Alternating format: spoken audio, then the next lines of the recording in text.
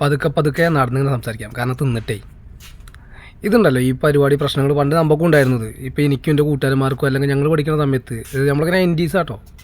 ഈ 2K ആണുങ്ങൾക്ക് മാത്രമല്ല നമുക്കും ഉണ്ടായിരുന്നു ഈ പരിപാടികളൊക്കെ.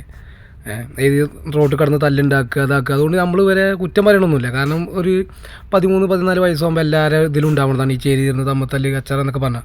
ഒരു 8ാം ക്ലാസ് മുതലൊക്കെ ഇത് തുടങ്ങും. അത് ഇല്ലതാണ്, സ്വാഭാവികമാണ്. അത് ഈ തിന്നിട്ട് എല്ലിൻ്റെ ഇടയിൽ കയറി തന്തയും തള്ളയും നയിച്ചുകൊണ്ട് തന്നിട്ട് തിന്നുമ്പോൾ അതിൻ്റെ ഇടയിൽ എല്ല് കയറുന്നതാണ്, വേറൊന്നുമില്ല. കയപ്പാണ്. അത് നയിച്ചിന്നാകുമ്പോൾ മാറിക്കോളും. അത് ഇപ്പോൾ നമ്മളൊക്കെ അങ്ങനെ തന്നെയാണ്, നയിച്ചിന്നാകുമ്പോൾ മാറിയതാണ്. പിന്നെ നമ്മളൊക്കെ പഠിക്കുന്ന സമയത്ത് ഇതേപോലെയൊക്കെ തല്ലും കച്ചറൊക്കെ ഉണ്ടാകുമ്പോൾ എന്താണെന്ന് അറിയോ, ഇത് വൈക്കുന്നു സ്കൂൾ വിട്ട് കഴിഞ്ഞിട്ടാവും തല്ലുണ്ടാവുക. അപ്പോൾ ഇത് സാറുമാർ കാണും. സാറുമാർ കണ്ടിട്ട് ഇത് വീട്ടിൽ വിളിച്ചു പറയും. ചെന്ന് കഴിഞ്ഞാൽ ഇതിൻ്റെ തന്തപ്പൊടിയൊക്കെ ആണെങ്കിൽ തല്ലിയിട്ട് തണ്ണിക്കടവ് മൊത്തം തല്ലി പിടിപ്പിക്കും. പിന്നെ അമ്മേൻ്റെ വക വേറെ. അതൊക്കെ കഴിഞ്ഞിട്ട് ഈ തന്തപ്പൊടീൻ്റെ നാളപ്പൊടീൻ്റെ കയ്യിൽ നിന്ന് തല്ലിയിട്ടിട്ട് രാവിലെ സ്കൂളിൽ പോകും.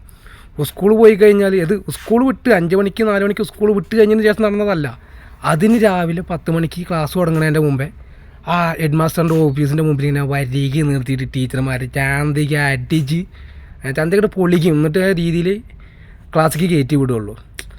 അതുകൊണ്ട് എന്തായി, നമ്മൾക്കൊക്കെ ഒരു പ്രായം എത്തിയപ്പോത്തിന് ഇതൊക്കെ തെറ്റാണ്, ഇങ്ങനെ ചെയ്യാൻ പാടില്ല എന്നുള്ളൊരു ബോധം വന്ന് നമ്മൾ നയിച്ച് തിന്നാൻ തുടങ്ങി, കുടുംബം നോക്കാൻ തുടങ്ങി, കാര്യങ്ങൾ നടത്താൻ തുടങ്ങി.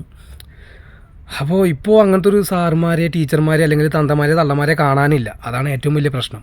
കുട്ടികളൊക്കെ ഓരോ മാന്യതയും മര്യാദയും സംസ്കാരവും പഠിക്കേണ്ടത് ആദ്യം വീട്ടിൽ നിന്ന് പിന്നെ സ്കൂളിൽ നിന്നൊക്കെയാണ്. കാരണം ഇത് പറഞ്ഞു കൊടുക്കാൻ നല്ല ആൾക്കാരില്ലെങ്കിൽ ഇതിങ്ങനെ തലതെറിച്ച് പോകും. അപ്പോൾ ഒരു കുട്ടിക്ക് ഒരു പ്രായമാകുമ്പോൾ ഇതാകുമ്പോൾ അതിൻ്റേതായിട്ടുള്ള കാര്യങ്ങളും കൗൺസിലിങ്ങും ഒക്കെ പറഞ്ഞ് മനസ്സിലാക്കി കൊടുക്കേണ്ടത് ഒരു ടീച്ചറിൻ്റെയും അധ്യാപികയുടെയും അച്ഛൻ്റെയും അമ്മേൻ്റെയും ഉത്തരവാദിത്തമാണ്. അല്ലെങ്കിൽ അത് ചെയ്ത് അവരെ കൊണ്ട് പറ്റിയിട്ടില്ലെങ്കിൽ ഈ പിള്ളേർ ഇങ്ങനെ തലതെറിച്ചിട്ടേ പോകും. പിന്നെ ആരും കുറ്റം പറഞ്ഞിട്ട് കാര്യമില്ല.